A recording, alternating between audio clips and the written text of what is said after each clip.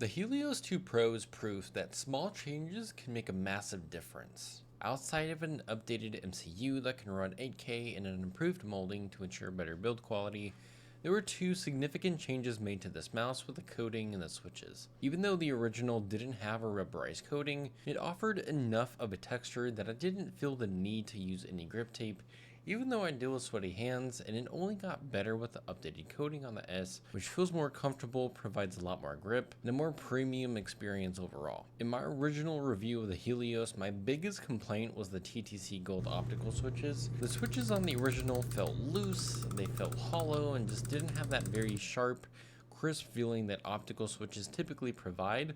So they replaced the switches with old reliable, with good old Wano blue shell transparent dot switches that feel much more crisp and responsive, making the mouse go from a B tier mouse to an S tier as a solid choice to make. Instead of repeating what I did in my original review of the Helios, I wanted to take some time really quick just to go through a couple of basics for those who either might be new to gaming or those that might be new to PC gaming. For those that don't know, or might be new to the channel, I've been gaming since I was 3.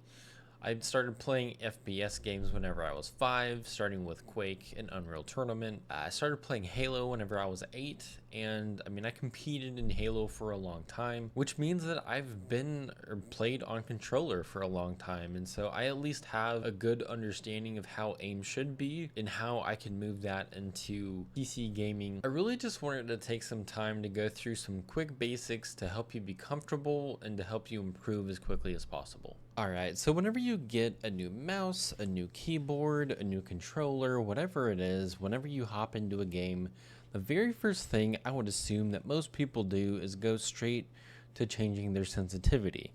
That's normal. That's what most people do. You would go to make it as best as possible for you. Same thing whenever you get a new mouse. So the first thing that you want to do is you want to download the program, you're going to open it up. You're going to hop over to the debound setting down here at the bottom right hand corner. You're going to change this little box so that you can change this to 0.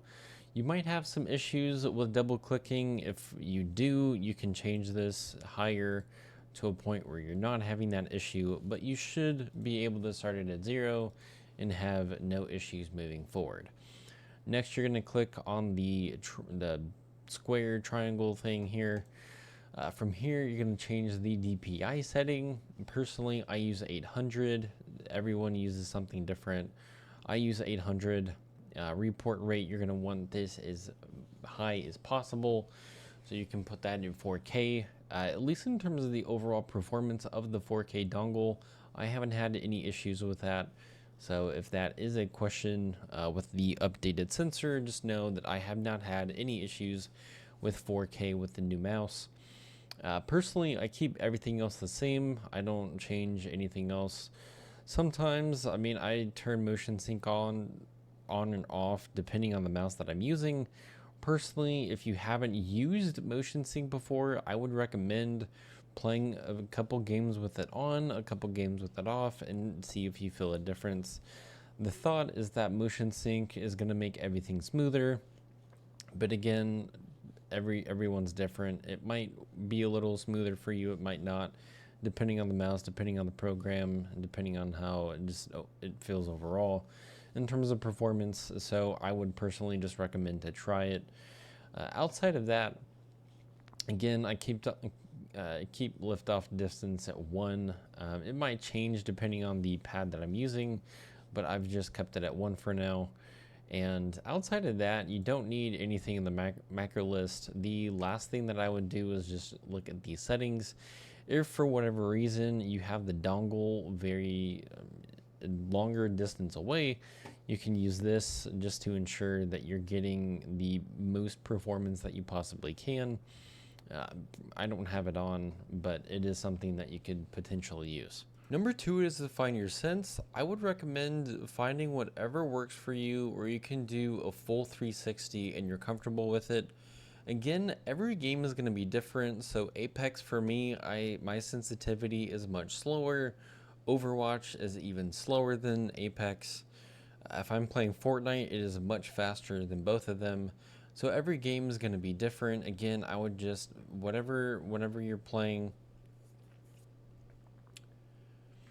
Number 2 is simply just to find your sensitivity. I would recommend starting with being able to do a full 360, and whatever you're comfortable with as you're playing, you just want to make sure that you can do a consistent 360 as you play.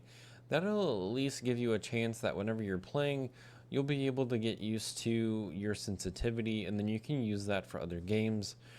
It's a good place to start.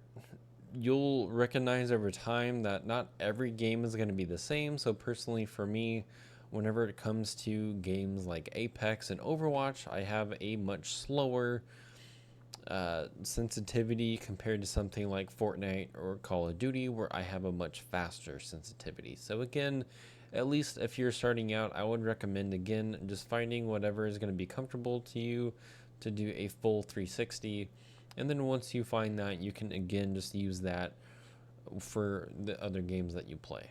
Number 3 is just to practice. Know that you will never wake up as a super aimer, but you can always improve from the day before. Take it from someone that competed for more than 10 years in multiple different games. If you want to play at the best, you have to practice. You have to be better at communicating.